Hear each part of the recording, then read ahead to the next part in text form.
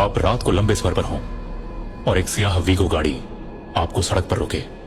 लोग समझते हैं ये पुलिस है, मगर जब वो 3 साई गाड़ी से निकले तो आपको अंदाजा होता है ये वापसी का सफर शायद ना हो। मेरा नाम आरिफ है।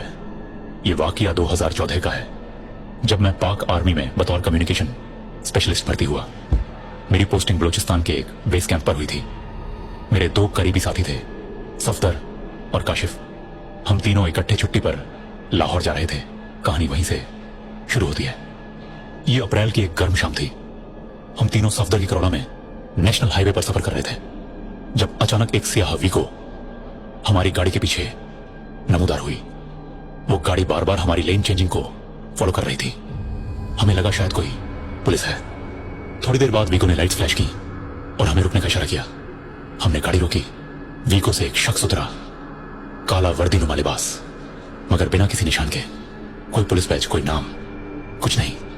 वो पीछे गाड़ी के गर्द चक्कर लगाता रहा, जैसे अंदर झांकने की कोशिश कर रहा हो। कुछ लम्हों बाद 2 और अफराद वीगो से निकले। सबके चेहरे ढके हुए थे। सफदर ने गाड़ी का शीशा नीचे करके पूछा, जनाब क्या मसला है?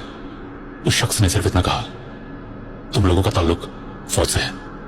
काशिफ ने जल्दी से कहा, जी हम आर्मी में हैं और ये हमारी छुट्टी का लेटर है।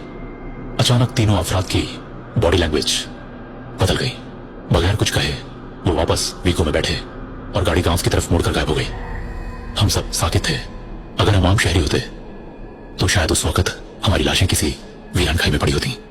एक हफ्ते बाद खबरों में आया कि उसी इलाके में एक जोड़े की लाश मिली, जिन्हें जाली पुलिस ने अगवा करके कत्ल कर दिया था। उनकी गाड़ी के पास वही सियाह वीगो खड़ी मिली, छोड़ दी गई थी। आज भी जब वो सड़क याद आती है, दिल कांप जाता है। शायद हमारी वर्दी ने उस रात हमें बचा लिया था।